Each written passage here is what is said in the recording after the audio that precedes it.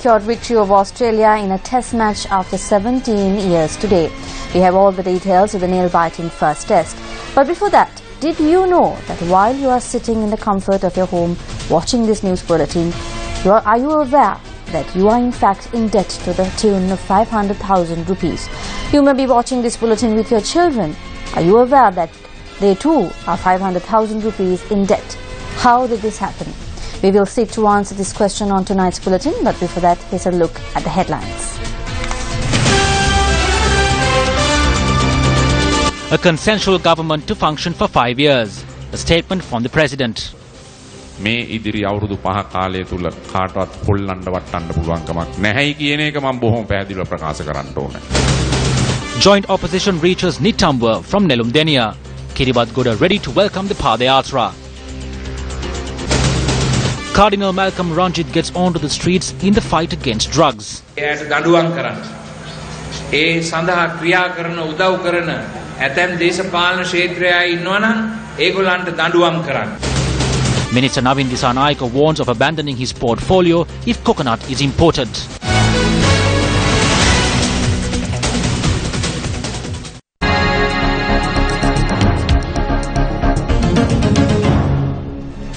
Speaking in Polonnaruwa today, President Maithripala Sirisena said that the United National Party and the Sri Lanka Freedom Party have decided to function as a consensual government for a period of 5 years. The President said that the government will undoubtedly work in its maximum capacity to fill the aspirations of the people during this time frame. The closing ceremony of the months-long Nila Mehevara mobile service program in Polonnaruwa was held at Royal College Polonnaruwa today. Parallel to the event, President Sirisena handed out land aids to 1,000 families. මට නම් කිසිසේත්ම උවමනාවක් නැහැ. ජනාධිපති ධුරයේ ඉඳලා I have no intentions whatsoever to get onto the streets once again after my tenure as president. We as Buddhists are very well aware of the various types of karma you may face based on your merits and sins. If you get onto the streets and walk under the burning sun after leaving the king's throne and you need to be carried and put into a vehicle because you can walk no more, we know what kind of sinful karma has fallen upon you. It is because we know all of this as Buddhists that we differentiate and what has to be done for the country. Irrespective of how much praise, respect and popularity as well as displeasure and scrutiny is levelled at this government, I must very clearly state that no one can rattle this government for the next 5 years. This government cannot be changed through political conspiracies. Just 2 weeks ago, the United National Party and the Sri Lanka Freedom Party decided to terminate the initial decision of the SLFP to break away from the government in 2017 and work cordially and together as a government for the full 5 years. තිබුණු තීරණය අවලංගු කරලා අපි අවුරුදු 5ම එකට මේ ආණ්ඩුව සහෝදරත්වයෙන් සමගියෙන් කරනවායි කියලා. අපේ කැපවීමක් තියෙනවා රට දියුණු කරන්න. We have a commitment to develop the country and once it is developed to engage in multi-party politics. But after all this is done, there are attempts to sabotage it as well. So this is no surprise. Even King Parakramabāhu created a massive kingdom. But after all this, Queen Sugala from Hambantota staged a riot and that riot was completely unsuccessful. That is how history is. So things like this happened in the past as well and it is happening in the present too. You cannot stop it. What we have to do is to stick together and take this journey forward. මේ ගමන යන්න කියලා මම කියන්න කැමතියි. How did every Sri Lankan become a debtor of 500,000 rupees? Tonight on Newsfirst, we are prepared to give you the answer to this question.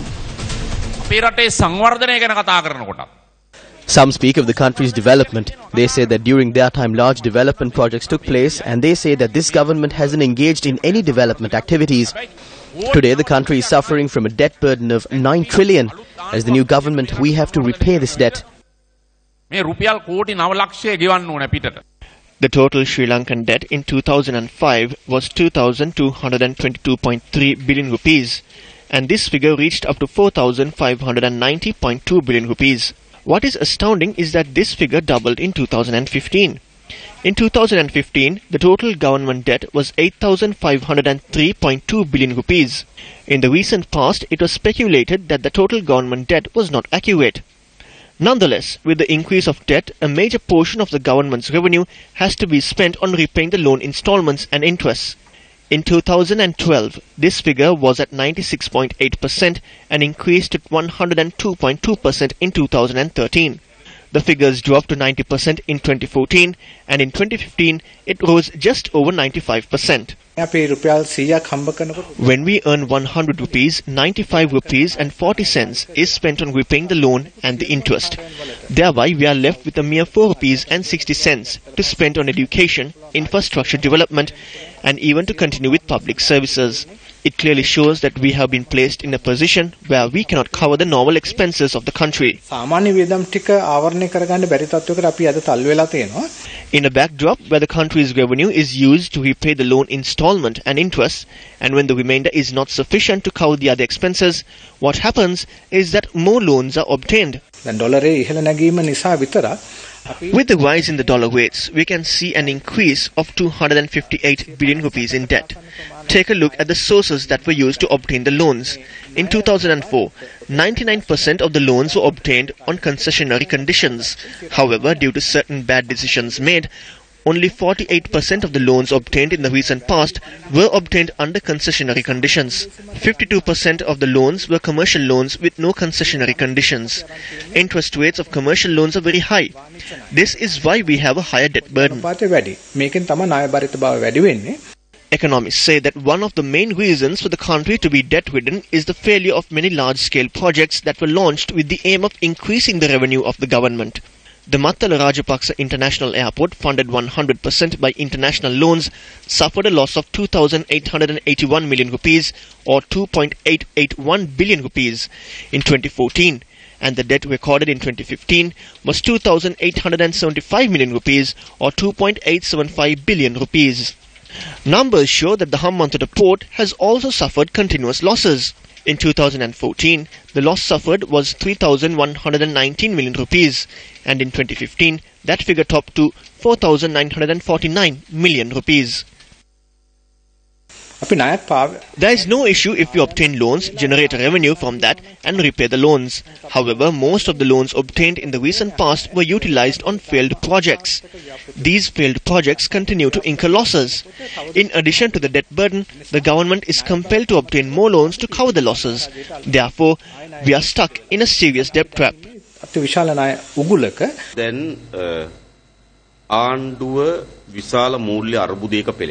The government is facing a serious financial crisis. The total government revenue is not sufficient to repay the loan installment.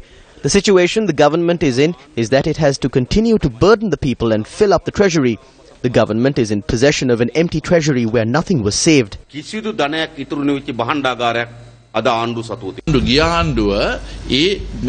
previous government did not obtain loans from Japan or the World Bank or the IMF. They obtained loans from commercial banks. The loans were obtained on a 4-year bullet payment where the first installment needs to be paid in 4 or 5 years. In 2015, what took place was the addition of these loans. It remains in 2016 as well. They took loans for everything and not only for the war. When we took over the country from Mahinda Rajapaksa, the loans obtained since independence to January 2005 was 1,785 billion rupees.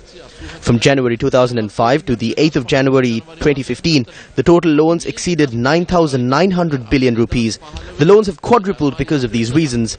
286 billion rupees has been paid for the Hambantota port, but the revenue is only 300 million rupees. Of the 300 million rupees, the profit is only 20%. The same goes on the Mattala airport. Cost is 26 billion. Has a single aeroplane landed there? The Padayatra of the joint opposition reached Nitambur from Nelumdeniya Varakapala today. However, former President Mahinda Rajapaksa was not in attendance today.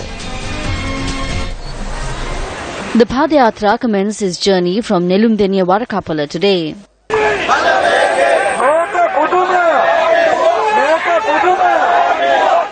While former President Mahinda Rajapaksa did not take part for the commencement of the march, the others reached the Nitambur town along the Kandy-Colombo road via Ambepusa, Varakapala and Pasiala.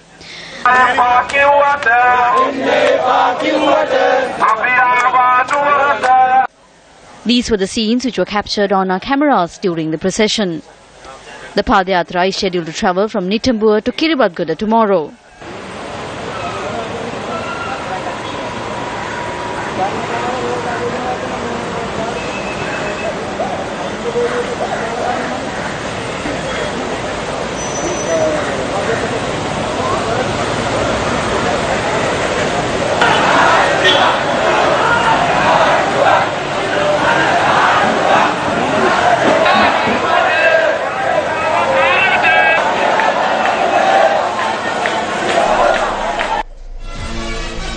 Two vehicles which were allegedly brought for the joint opposition Padayatra were seized by police from the Piladuwa Vihare in Varakapula.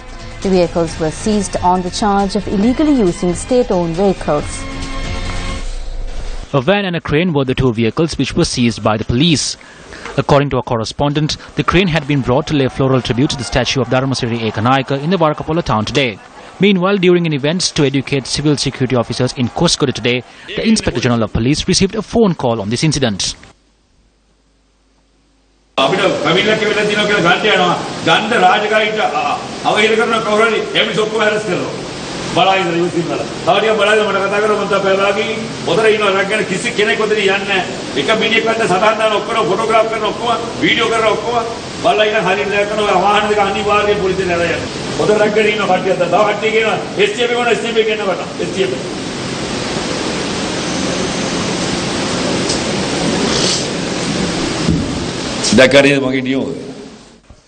You see my orders, don't you? It's just like in the southern province. It is just like the Kosgama area, like Balapitia, Gaul and Matara. It is just like in the south, isn't it? It is the same even in the upcountry. We are people who are direct. That was the ASP of K Gaul who called me for an order. I said issue it immediately and that I would stand by him at all times. It is my order, and if it is not followed, hold them. But do not harm them. You cannot do that to people. If they do not heed to your orders, if they cannot hand over the vehicle, take the special task force with you and seize the vehicle. If they try to cause any problem, implement the law. If you have to use force, use it without any fear. I will stand by you. But you cannot kill anyone nor cause any injury. Use minimum force.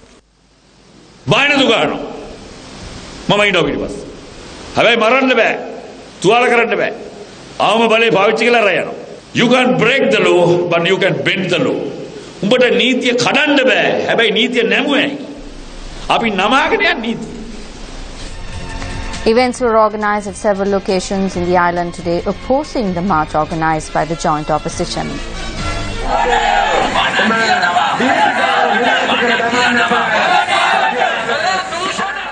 A demonstration took place in the Kakirawa town this morning against the march organized by the joint opposition. A group that gathered at the city centre held a march and stressed that the attempts made by the corrupt to once again to come to power will not be allowed.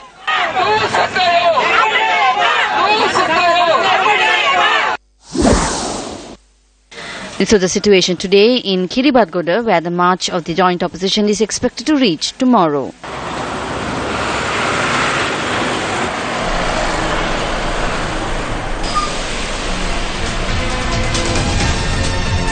UNP Deputy Leader Minister Sachit Premadasa proposed an alternate name to the joint opposition's Padayatra. The minister did so during an event to lay the foundation stone for the 48th model village in the Hambantota district.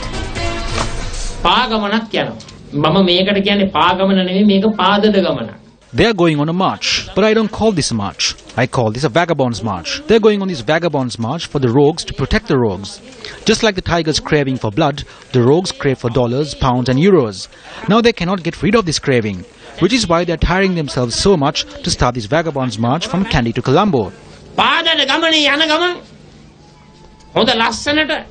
Yesterday I saw various kinds of dances during this procession of thieves. Why are they so happy? They are under the impression that the government would have toppled by the time they get to Colombo from Kandy. Former President Chandrika Bandaranayake Kumaratunga has requested for police protection for the Bandaranayake Memorial. In December 2009, Sarana Gunawardana and Priyantha Pushpakumara hurled stones at the Bandaranayake Memorial. Action was not taken back then. The two persons who hurled stones at the memorial are the ones organizing the march that will pass through Attanagalla. There is information that these two persons will hurl stones at the memorial once again. I have received that information. I have written to the IGP to protect the memorial. Thereby, a special team has been deployed to protect the memorial. No one will be allowed to enter the premises. Here with News First. The Archbishop of Colombo was also seen participating in a protest march today. He was voicing his protest against the drug ring.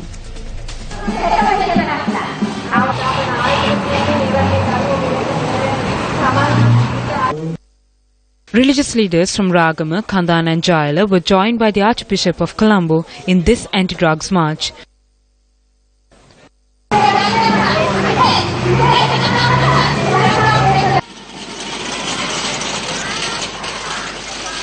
The march, which commenced from St. Peter's Church in Ragama, concluded at the Basilica grounds in Ragama.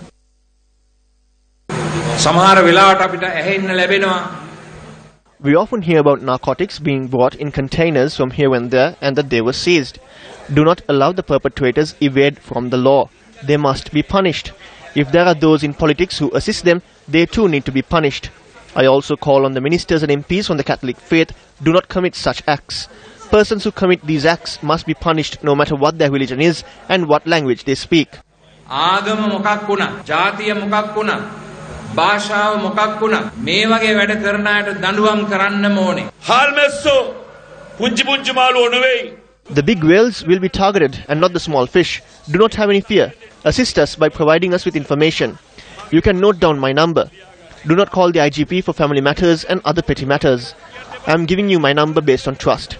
The numbers are 0718 592020 and 0718 592022.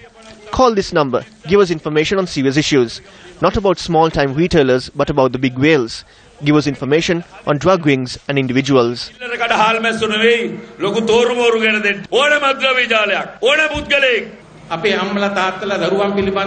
Parents are more attentive on children only during the childhood. Children are given freedom when they grow older. Do not give them that freedom.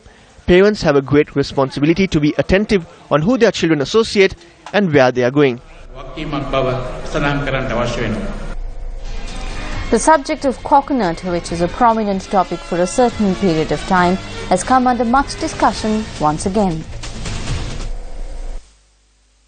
Coconut growers convened in Colombo today under the auspices of Minister of Plantation Industries Navin Dissanayake. Our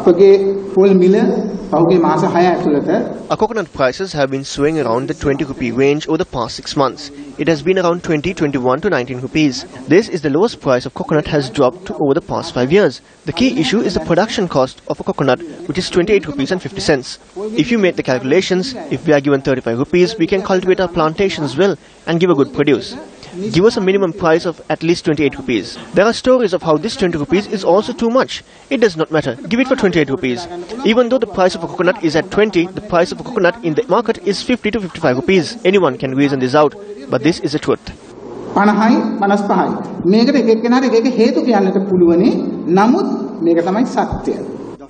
Amidst the rising cost in the production of coconut, attention has been focused on importing coconut from overseas. Proposals to import coconut. I immediately got up and said, I will not allow coconut imports to happen, because I knew it was going to be detrimental to the industry. So, because we have a very robust coconut industry in Sri Lanka, which is already adding value. And I was very shocked to the finance minister to come up with this proposal, and I have vehemently opposed it. And I told the Prime Minister that if this proposal is allowed, I might have to consider my position as well.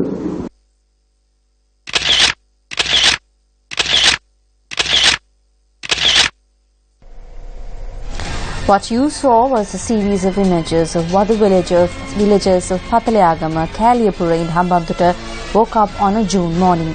It's not an easy thing to witness what you've built over your lifetime. The paddy fields you've worked hard for months be completely destroyed overnight. But unfortunately, the people of Pataleagama have to bear it.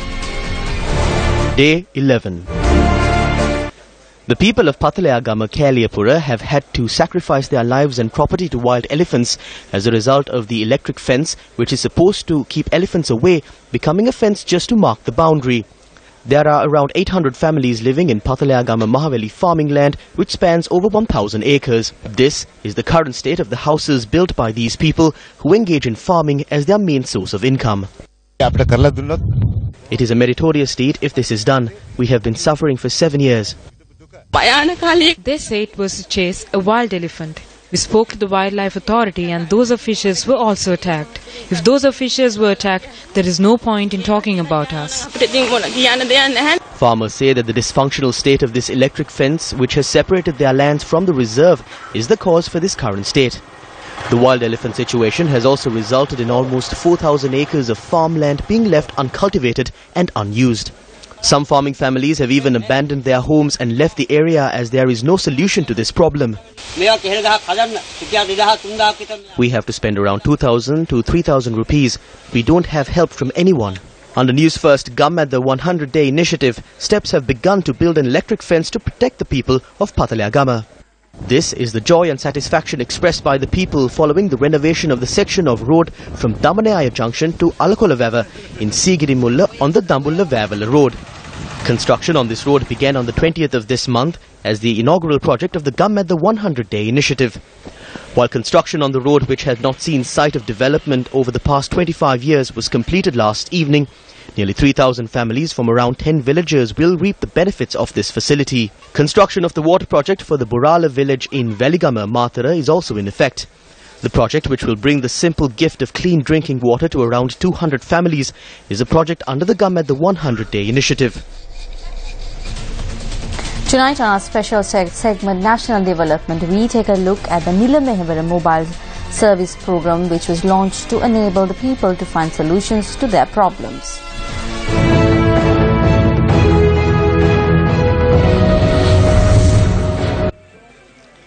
The Nila Mehevara mobile service program was inaugurated in the Polonnaruwa district as per a concept of President Maithripala Sirisena. The objective of this service is to identify the issues and the needs of the people and bring together the state and private sector institutions together with the people in order to address those issues. The service includes the issuing of birth certificates, marriage certificates, death certificates, national identity cards, solve issues surrounding the sum of the allowance, elderly allowance and pensions, as well as grant loans for small businesses. The service also organized medical clinics and works to resolve matters surrounding lands. The service conducts programs and workshops for the youth on career development. For a period of a month, the service was provided at 7 locations in the Polonnaruwa district with the assistance of 53 public institutions, departments and ministries. 42,734 persons benefited from the first phase of the mobile service, which took place in the Polonnaruwa district. Issues of 36,168 persons were resolved on the spot. I came to get my driving license. This mobile service is very useful. Otherwise, we would have to face many difficulties. On behalf of the people of Polonnaruwa, we would like to extend our gratitude to all in the political administration, including the President. I came to get a medical report for my license. We are very grateful for this service free of charge. The service will take place across the other districts in the near future.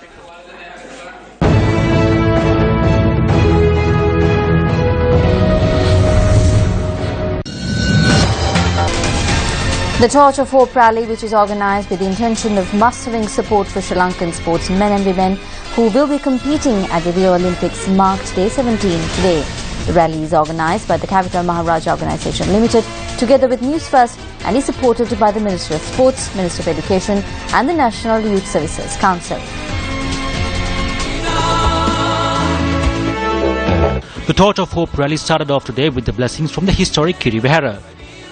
The team, which also gained blessings from the Kataragama Ruhunu Mahadevalaya, began the journey from the Tissa Maharama Manik Rajama Viharya.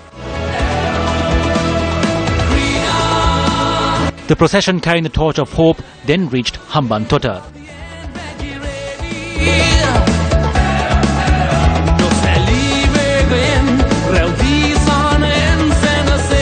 Students of Suchi National College, Zahira National College, as well as a cricket team from St. Mary's College, the Sri Lanka Police Athletics team and more joined the rally.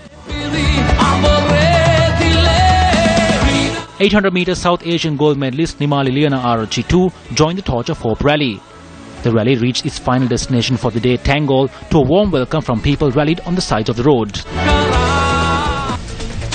And with that, we wrap up tonight's edition of Weekend Primetime News. Thank you very much for joining us. I'm Arundhati Mudannaika. Good night.